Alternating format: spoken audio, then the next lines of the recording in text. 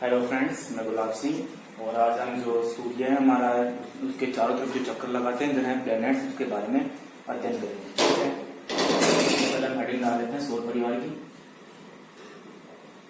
सौर परिवार में हमने उस दिन सूर्य के बारे में देखा था। सूर्य के जो ग्रह चक्कर लगाते हैं आज हम उसके बारे में डिस्कस करते हैं। ठीक है, पहले हम सूर्य का एक डायग्राम बना लेते हैं और यहाँ पर था बुध ग्रह।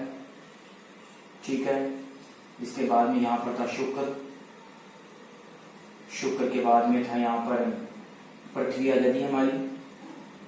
पृथ्वी के बाद में यहाँ पर मंगल आ जाता है। यहाँ तक आंतरिक ग्रह होते हैं। इसके बाद में यहाँ पर आ जाता है बृहस्पति आ जाता है, बृहस्पति। उसके बाद में यहाँ पर शनि आ जाता है, अरुण, और अंत में हमारे पास वरुण आ जाता है। ऐसे करके हमारे सौर मंडल में 8 ग्रह होते हैं। 24 अगस्त और 2006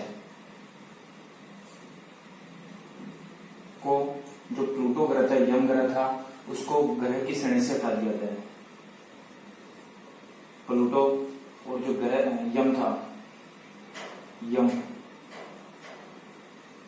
को बोने ग्रह की श्रेणी में रखा गया। बोने ग्रह की श्रेणी में रखा गया।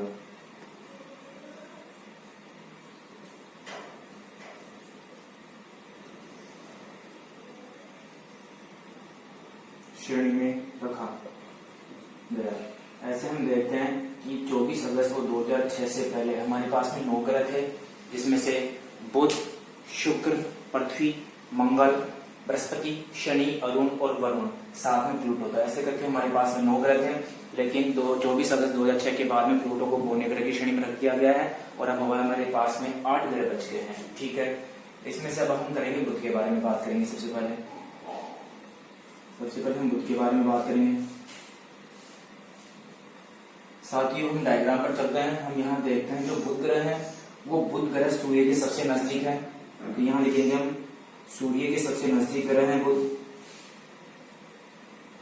सूर्य के सबसे नजदीक है। ठीक है, उसके बाद में हम देखते हैं छोटा ग्रह है ये। ठीक है, छोटे ग्रह के बाद में हम देखते हैं कि ये गर्म ग्रह भी है, ये गर्म ग्रह भी है, लेकिन हम इसको सबसे गर्म ग्रह नहीं कह सकते क्योंकि यहाँ पर वातावरण नहीं है। वातावरण नहीं है।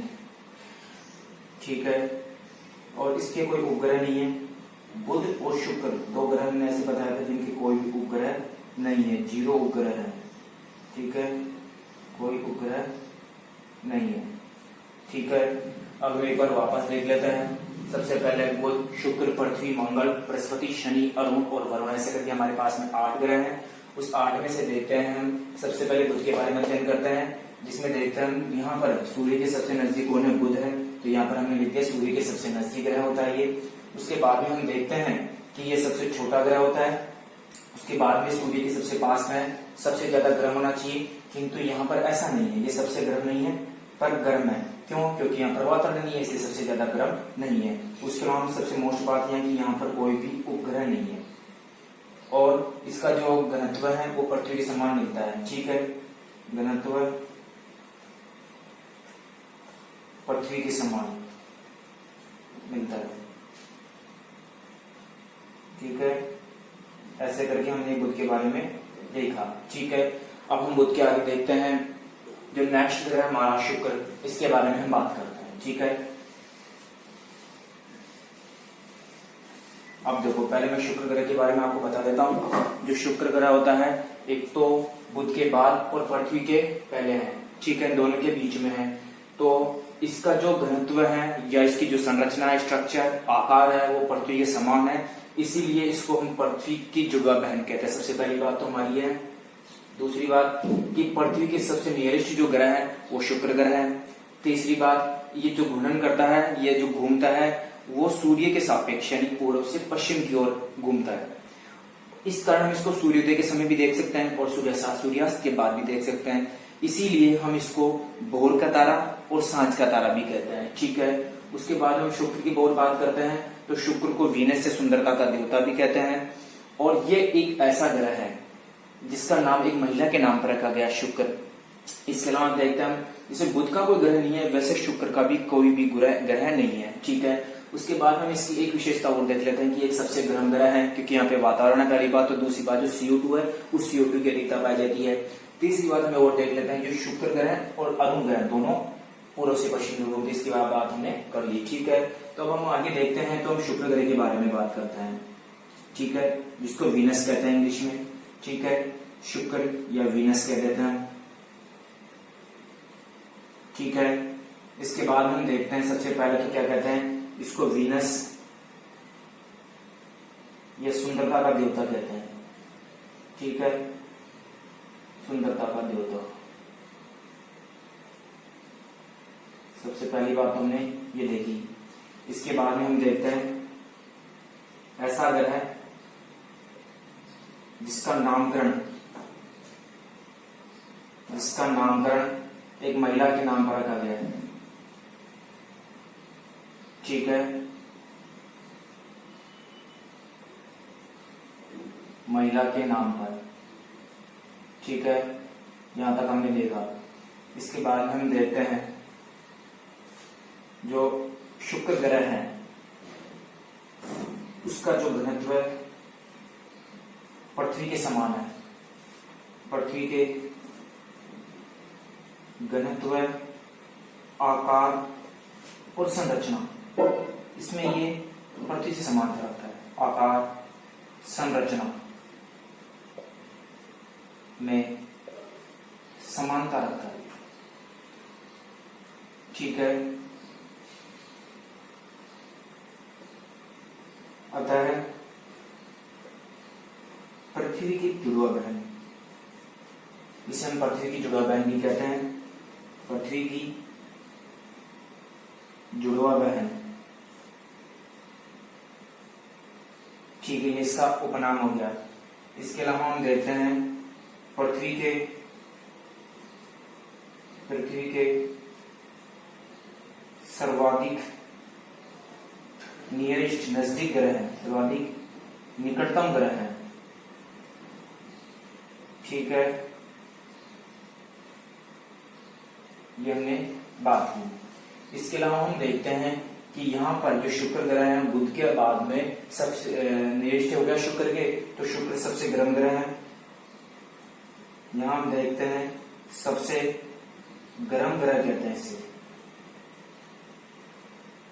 क्योंकि यहाँ पर वातावरण पाया जाता है और CO2 की अधिकता रहती है। CO2 कार्बन डाइऑक्साइड की यहाँ पर अधिकता रहती है। पहले अभी इसमें और कुछ लाइन्स है लेकिन पहले हम इनको देख लेते हैं। शुक्र या वीनस, इसको वीनस से सुंदरता का देवता भी कहते हैं। इसके साथ ही एक ऐसा ग्रह है जिसका नामकरण एक महिला के नाम पर किया गया है। उसके बाद हम देखते हैं इसका जो घनत्व है, जो आकार है, जो स्ट्रक्चर संरचना है वो पृथ्वी से मैच करता है, इसीलिए इसको पृथ्वी की जुड़वा बहन क्या कहा गया है। तो बस आज हम देखते हैं पृथ्वी के सर्वाधिक निकटतम ग्रह, जितने भी ग्रह है उसमें सबसे नजदीकी शुक्र ग्रह है। तीसरी बात यह कि सबसे गर्म ग्रह है क्योंकि यहाँ पर वातावरण पाया जाता है और उस वातावरण में CO2 की अधिकता होती है। ठीक है, इसके बाद हम आगे वाली कुछ लाइन्स देखते हैं।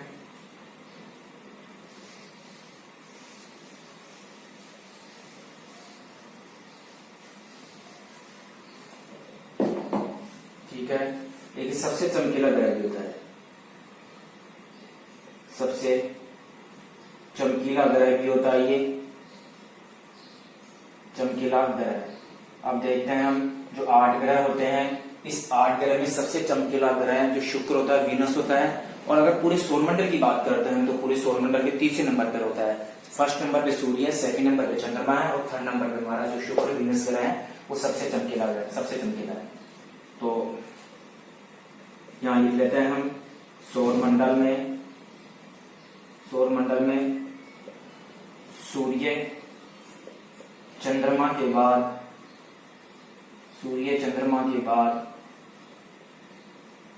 तीसरा चमकीला,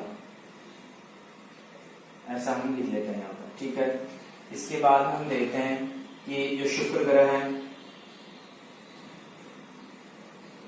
शुक्र ग्रह सूर्य के सापेक्ष घूमता है, यानी पूर्व से पश्चिम। शुक्र ग्रह पूर्व से पश्चिम की ओर घूमता है, पश्चिम घूमता है।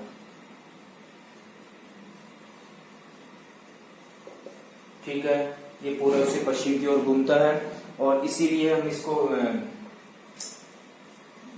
सांझ का तारा, सांझ का तारा और भोर का तारा भी कहते हैं। इसका एक कारण बताया था मैंने, क्योंकि ये सुबह शाम देखा जा सकता है, भोर का तारा कहते हैं।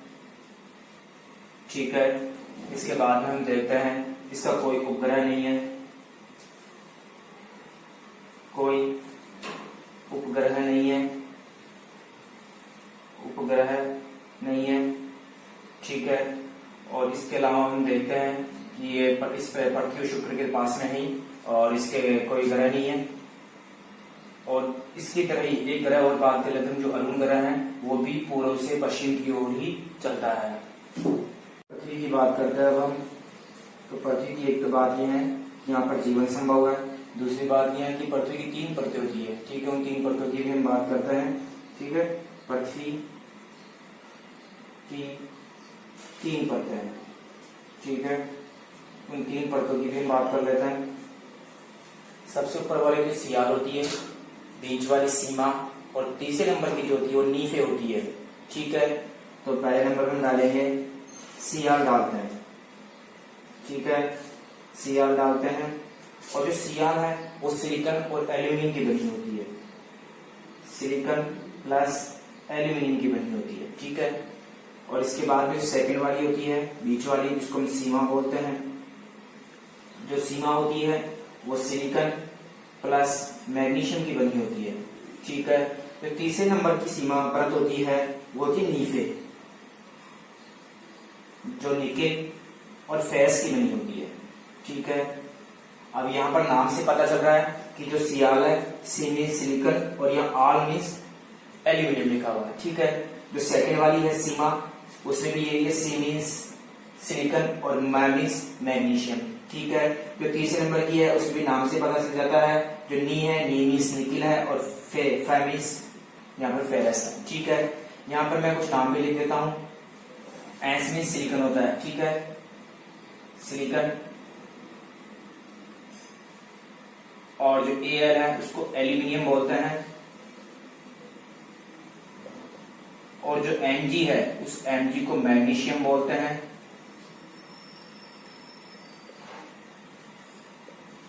मैग्नीशियम, जो Ni है उसको निकेल बोलते हैं। ये धातुएं होती हैं। और इसके बाद में एक है फेरस, इसको लोहा भी बोल देते हैं, फेरस भी बोल देते हैं। ठीक है, दूसरी बात इसको याद करने का क्रम यह है कि जो सीमा वाली हो बीच में आती है, इन दोनों की सीमा होती है, इन दोनों की बॉर्डर होती है। पहले सियाल, उसके बाद में ये वाली जो सीमा है, ये इन दोनों की सीमा होती है, बॉर्डर होती है। और जो नीचे है नीफे, नीफे का मीन्स ये होता है कि ये सबसे नीचे होती है, वैसे नाम से भी पता चल रहा है कि नीचे होती है। ठीक है, और ये इन दोनों की सीमा होती है, बॉर्डर होती है। ठीक है, यानी ये दोनों बीच में आएंगी। ठीक है, इसके बाद में हम इसकी पृथ्वी के बारे में कुछ और बातें करते हैं। ये तो हमने इसकी जो परतें थी, 3 परतें, इसके बारे में बात की थी। ठीक है, उसके आगे भी हम बात करते हैं। एक तो देखते हैं हम, जो इससे पहले जो बुध और शुक्र ग्रह आए थे, इनके 0 उपग्रह थे। ठीक है, अब हम पृथ्वी की बात करें तो पृथ्वी का जो उपग्रह है वो 1 है। पृथ्वी, इसके जो उपग्रह है वो 1 है। ठीक है, उपग्रह 1 है, और उस उपग्रह का नाम है चंद्रमा। ठीक है, उस उपग्रह का नाम है चंद्रमा है, और चंद्रमा इस हमारी पृथ्वी के चारों तरफ चक्कर लगाता है। ठीक है, अगर हम इसकी बात करें, चंद्रमा एक, जो पृथ्वी की चंद्रमा से दूरी, पृथ्वी से अगर दूरी की बात करें हम, पृथ्वी से दूरी, तो वो है 3,84,400 किलोमीटर है। ये हमारी चंद्रमा और पृथ्वी के बीच की डिस्टेंस है। ठीक है, दूरी है। यहाँ पर हम ऐसा डाल देते हैं। इसके बाद में भी हम बात करें, पृथ्वी की जो गति है, पृथ्वी कि घूर्णन गति या दैनिक गति, दैनिक गति की बात करें हम, दैनिक गति, या इसको हम परिभ्रमण भी कह देते हैं, ठीक है, परिभ्रमण भी कह देते हैं। और ये परिभ्रमण है वो पृथ्वी करके सूर्य के विपरीत दिशा में करती है, सूर्य के विपरीत दिशा में करती है। सूर्य का हमने बताया था कि सूर्य पूर्व से पश्चिम की ओर कर चलता है, और ऐसे दो ग्रह हैं जो सूर्य के सापेक्ष गति करते हैं, तो वो है शुक्र और अरुण। उसके अलावा पृथ्वी समेत जो 6 ग्रह है वो सूर्य के विपरीत चलते हैं, यानी कि पश्चिम से पूर्व की ओर चलते हैं, पश्चिम से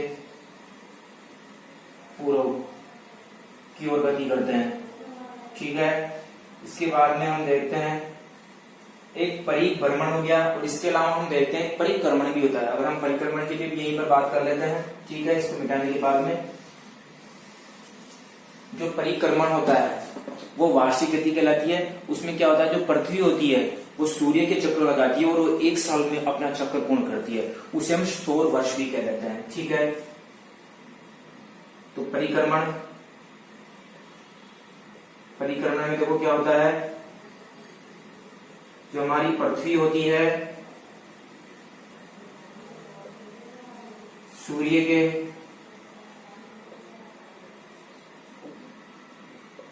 चारों ओर चक्र जो लगाती है वो 1 साल में लगा देती है, चारों ओर चक्कर 1 साल में पूर्ण करती है, 1 साल में पूर्ण करती है, ठीक है। इसे सौर वर्ष कहते हैं, ठीक है, इसे ही हम क्या कहते हैं, सौर वर्ष कह देते हैं। 1 साल में चक्कर लगाती है उसे। और जो ये परिक्रमण है इसको हम वार्षिक गति भी बोलते हैं। वो क्यों बोलते हैं, ऐसा इसलिए है क्योंकि 1 वर्ष में अपनी गति पूर्ण करती है, ठीक है, 1 साल में लगभग 365 दिन होते हैं, ठीक है, 365 दिन होते हैं यहाँ पर यार, ठीक है। अब हम एक बार दोनों की बात कर लेते हैं। जो परिभ्रमण है वो लगभग 24 घंटे में होता है, और जो परिक्रमण है वो लगभग 365 दिन में होता है। हम यहाँ पर दोनों की बात कर लेते हैं, ठीक है। परिक्रमण है वो लगभग 24 घंटे में, यानी परिभ्रमण के कारण दिन और रात बनते हैं, लगभग 24 घंटे।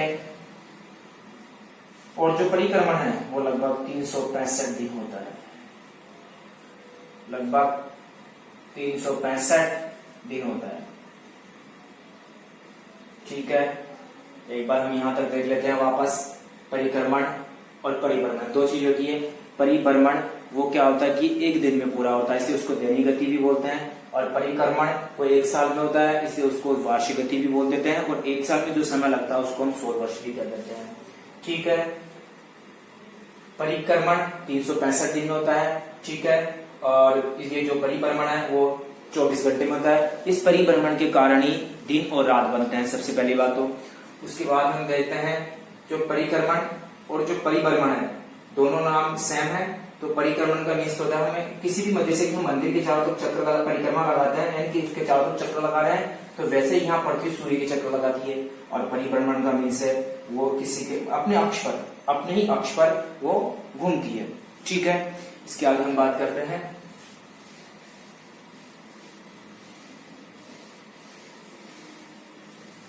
पृथ्वी है अपने अक्ष पर 23.5 डिग्री झुकी है, ठीक है, अक्ष पर, ठीक है, 23.5 डिग्री झुकी है, झुका हुआ, ठीक है। ये इसकी बात होगी। इसके बाद हम बात करते हैं पृथ्वी की। पृथ्वी पर प्रकाश आने में लगा समय, पृथ्वी पर प्रकाश पहुंचने में समय, पहुंचने में समय जो कि 8 मिनट 18 सेकंड, 18 सेकंड, यानी इसको हम ये भी कह सकते हैं 8 मिनट भी बोल सकते हैं, 8.2 मिनट, ठीक है, लगभग 8.2 मिनट भी हम इसको बोल सकते हैं। इसके बाद में हम बात करते हैं पृथ्वी का जो रंग है, एक बार हम रंग की बात कर लेते हैं। पृथ्वी का जो रंग है वो रंग नीला है। नीला क्यों है? क्योंकि जल की अधिकता है। जल का रंग भी नीला होता है, इसलिए जल की अधिकता के कारण जो पृथ्वी है उसका रंग नीला होता है। ठीक है, इसके बारे में कुछ चीजें बच्चे जो हम देख लेते हैं पृथ्वी के बारे में। हम यहां देख लेते हैं पृथ्वी की जो आयु होती है, पृथ्वी की आयु देख लेते हैं हम। एक हम पृथ्वी का घनत्व भी देख लेते हैं।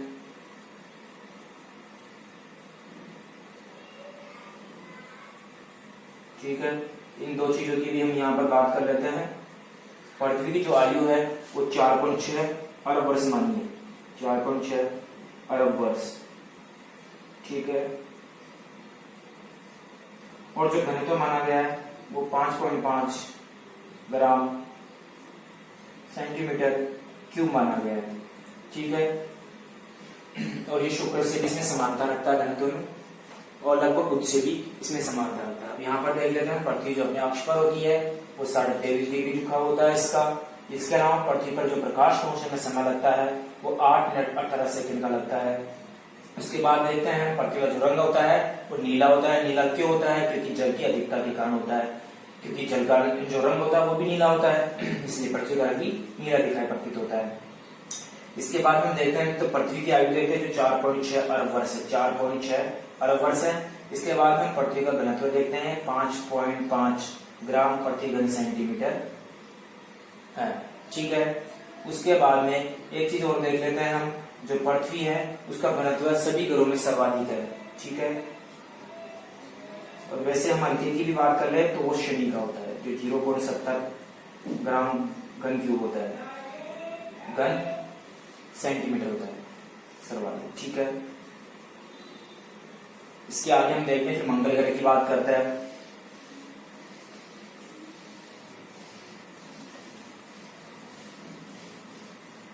ठीक है, उसके बाद में हम यहाँ पर मंगल ग्रह की बात कर लेते हैं।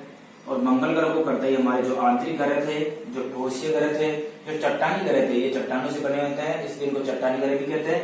इनकी बात कंप्लीट हो जाएगी। इस सबसे पहले हम इसके कलर की ही बात कर लेते हैं। इसका जो कलर होता है भाई वो लाल रंग का होता है। ठीक है, लाल रंग का क्यों होता है ये अब हम इसकी बात कर लेते हैं। लाल रंग देखो ये आयरन ऑक्साइड होता है, यहाँ पर मंगल ग्रह पर आयरन ऑक्साइड अधिक होता है। ठीक है, इसी कारण इसका रंग होता है वो लाल होता है। ठीक है,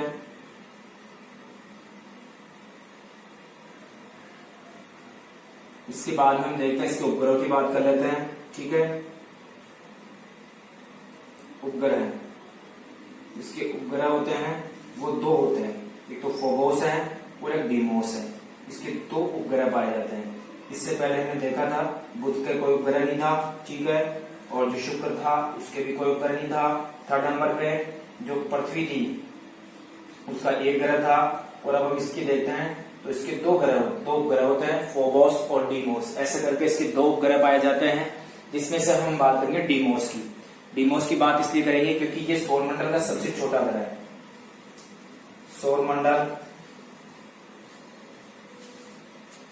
सौरमंडल का सबसे छोटा ग्रह है ये, उपग्रह सॉरी। ठीक है, सबसे छोटा उपग्रह होता है।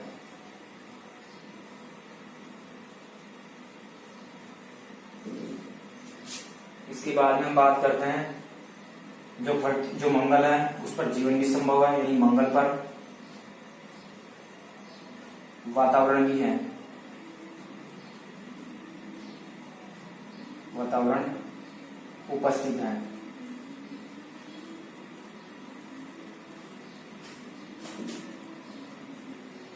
ठीक है, ये हो गया हमारा मंगल ग्रह। मंगल ग्रह में क्या होता है, इसका जो कलर है वो लाल रंग का होता है। लाल रंग का ये क्यों होता है? क्योंकि यहाँ पर आयरन ऑक्साइड की अधिकता होती है। ठीक है, इसके बाद में हम देखते हैं इसके दो उपग्रह पाए जाते हैं, फोबोस और डीमोस। डीमोस है वो इस मंगल ग्रह का सबसे छोटा उपग्रह है, और ये इसी का छोटा उपग्रह नहीं है, ये पूरे सौरमंडल का छोटा उपग्रह होता है। साथ में मंगल पर वातावरण उपस्थित है, इस कारण यहाँ पर जीवन भी संभव है। इसके बाद में हम नेक्स्ट बात, इसके बाद में हम करते हैं बृहस्पति की बात करते हैं।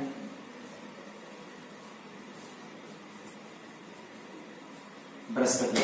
अब देखो अभी तक हमने जो बात की थी वो इसकी थी आंतरिक ग्रहों की बात थी। अब हम जो बात करेंगे वो बृहस्पति ग्रह यानी बाहरी ग्रहों की बात करेंगे, ठीक है। उसमें क्या होता है कि बृहस्पति है एक तो सबसे बड़ा है। अगर हम कर्म की बात करें तो ये सबसे बड़ा है, ठीक है, सबसे बड़ा उपग्रह है। इसके बाद हम बात करें इसके उपग्रहों की बात करें, इसके उपग्रह पाए जाते हैं 79, ठीक है। और इसमें से इस 79 में से एक उपग्रह है गैनीमेड। गैनीमेड है।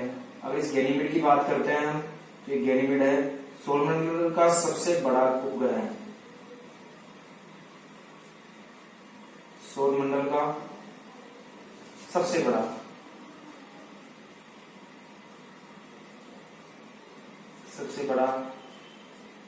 उपग्रह है। इसके बाद में अगर हम बात करते हैं ये सबसे तेज घूर्णन करने वाला भी ग्रह है। सबसे तेज परिभ्रमण या घूर्णन यानी दैनिक गति, परिभ्रमण, तेज परिभ्रमण वाला ग्रह भी है। ये 10 घंटे में करता है, लगभग 10 घंटे में ये पूरा कर लेता है, 10 घंटे में, ठीक है। सबसे तेज परिभ्रमण करने वाला ग्रह भी है। और इसके बाद में हम देखते हैं कि आकार में नंबर 1 है ये, ठीक है। देखिए हमने सबसे बड़ा यहाँ पर लिख लिया है, एक तो सबसे बड़ा है, सबसे बड़ा ग्रह है ये, ठीक है। उसके बाद एकदम इसके उपग्रह 79 होते हैं, उन 79 में से एक की बात करते हैं जो इंपॉर्टेंट है, गैनीमेड। गैनीमेड की बात करते हैं, ये सौरमंडल का सबसे बड़ा उपग्रह होता है, ठीक है। उसके बाद हम देखते हैं परिभ्रमण के हिसाब से देखते हैं तो ये सबसे तेज परिभ्रमण करने वाला ग्रह होता है जो कि लगभग 10 घंटे में पूर्ण कर लेता है। अब साथ में हम परिक्रमण की बात करें तो हम इसके परिक्रमण की भी बात कर लेते हैं, ठीक है। परिक्रमण जो लगभग 12 वर्ष है, वैसे 11 वर्ष और 11 माह है, लेकिन हम यहाँ पर अभी लिख लेते हैं लगभग 12 वर्ष लिख लेते हैं, ठीक है। यहाँ पर हमने इसकी यहाँ तक की बात को कंप्लीट कर दिया है, ठीक है। इसके बाद में हम देखते हैं जो हमारा नेक्स्ट जो ग्रह है शनि, हम शनि की बात करते हैं।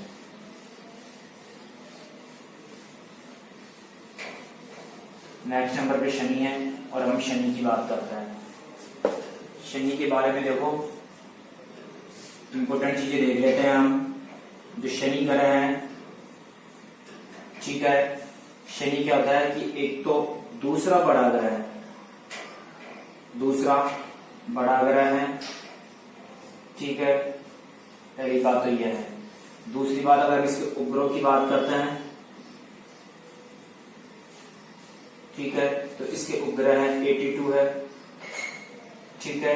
इसके बाद अगर हम बात करते हैं इसमें से एक उपग्रह की बात करते हैं, हम टाइटन की बात करते हैं, तो जो हमारा टाइटन उपग्रह है, टाइटन उपग्रह इसकी बात करते हैं तो ये शनि का तो सबसे बड़ा ग्रह है ही, साथ में ये सौरमंडल का दूसरा सबसे बड़ा ग्रह है। सौरमंडल का दूसरा बड़ा उपग्रह है, उपग्रह है, ठीक है, ठीक है। यानी जो बृहस्पति है वो फर्स्ट नंबर पे था और इसलिए सेकंड नंबर पे। इसके बाद में इसकी कुछ बातें बची है वो भी हम बात कर लेते हैं। इसका जो परिभ्रमण है, परिभ्रमण में भी ये द्वितीय नंबर पे आता है। परिभ्रमण में भी जो शनि ग्रह है वो शनि ग्रह द्वितीय नंबर पे आता है। शनि ग्रह द्वितीय नंबर पर है, द्वितीय स्थान है, ठीक है। इसके बाद में इसके वलय की बात करते हैं। शनि ग्रह होता है उसके चारों तरफ रिंग पाई जाती है, यानी इसकी जो आकृति है वो वलय में होती है और उस वलय की, उस रिंग की जो खोज की थी वो गैलीलियो ने की थी, ठीक है। यानी शनि के ग्रह है, शनि के वलय ये जो रिंग है उसकी संख्या 7 है जो कि सर्वाधिक है, 7 है जो कि सर्वाधिक है, ठीक है। इसके बाद में इसकी खोज की बात करते हैं। खोज किसने की थी? शनि की खोज किसने की थी? शनि के रिंग की खोज किसने की थी? वो गैलीलियो ने की थी। गैलीलियो ने की थी। गैलीलियो ने इसके रिंग की खोज की थी। इसके बाद में इसके घनत्व की भी बात कर लेते हैं। ठीक है, यहां पर कर लेते हैं। शनि का जो घनत्व है वो सबसे हल्का है। घनत्व है सबसे हल्का, जो 0.70 ग्राम प्रति घन सेंटीमीटर होता है। ठीक है, और यहां पर हम लिख लेते हैं सबसे हल्का। सबसे हल्का ग्रह है ये। देखो हमारी पृथ्वी का 5.5 ग्राम घन सेंटीमीटर था और यहाँ पर 0.70 है, 0.70 है, तो ये सबसे हल्का हो गया। ठीक है, ये हमारी शनि की बात होगी। एक बार हम वापस देख लेते हैं। दूसरा बड़ा ग्रह उपग्रह होते हैं 82, उसमें से हम टाइटन की बात करते हैं। टाइटन का सौरमंडल का बड़ा का दूसरा बड़ा ग्रह है। ठीक है, दूसरा बड़ा ग्रह उपग्रह है। इसके बाद में हम बात करते हैं परिभ्रमण। परिभ्रमण में भी शनि जो ग्रह है उसका द्वितीय स्थान है। उसके बाद में शनि के रिंग की बात करते हैं। शनि की जो आकृति है वो बलनुमा, उसकी बात करता है। उसकी खोज की थी, उसकी खोज गैलीलियो ने की थी। ठीक है, उसके बाद में हम बात करते हैं इसके घनत्व की भी बात कर लेते हैं। साथ में इसका घनत्व 0.70 ग्राम प्रति घन सेंटीमीटर होता है, जो कि घरों में सबसे हल्का होता है। ठीक है, इसके बाद में हम बात कर लेते हैं नेक्स्ट जो हमारा ग्रह है अरुण। अरुण की बात कर लेते हैं। ठीक है,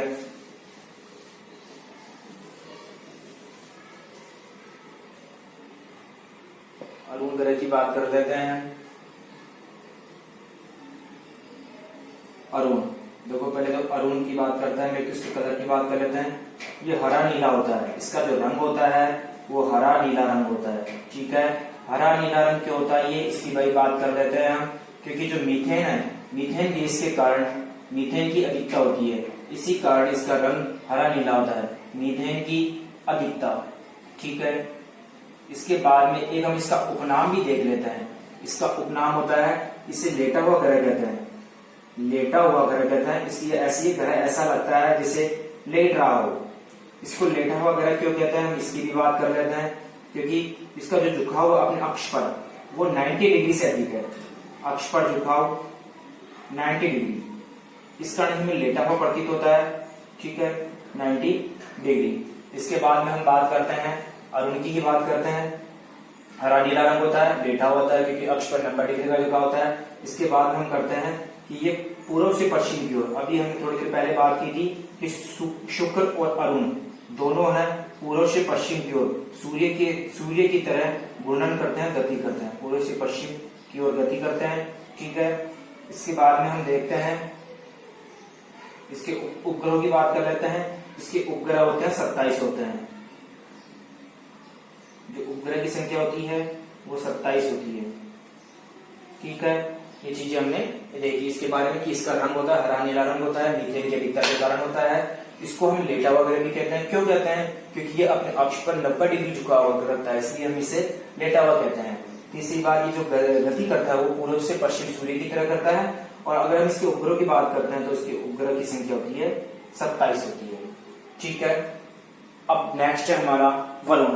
नेक्स्ट और लास्ट हमारा वरुण ग्रह होता है। ठीक है, अब हम वरुण ग्रह की भी बात कर लेते हैं। साथ में जो वरुण ग्रह है लास्ट वाला, उसकी बात कर लेते हैं। ठीक है, एक तो क्या देखते हैं, सबसे अंतिम है ये। अगर हम इस डायग्राम में देखते हैं तो सबसे अंतिम वाला जो ग्रह होता है वो वरुण होता है, सबसे अंतिम। ठीक है, उसके बाद में हम देखते हैं कि अगर इसकी दूरी देखते हैं तो दूरी में भी सूर्य से सबसे लास्ट में है, तो इस कारण से सबसे ठंडा ग्रह भी कहलाता है, सबसे ठंडा ग्रह। ठीक है, इसके बाद में हम इसके रंग की बात करते हैं तो इसका रंग होता है नीला रंग होता है, क्योंकि मीथेन की अधिकता होती है।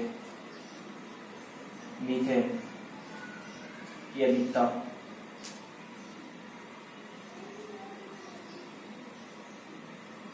अगर हम इसके उपग्रहों की बात करें तो इसके जो उपग्रह होते हैं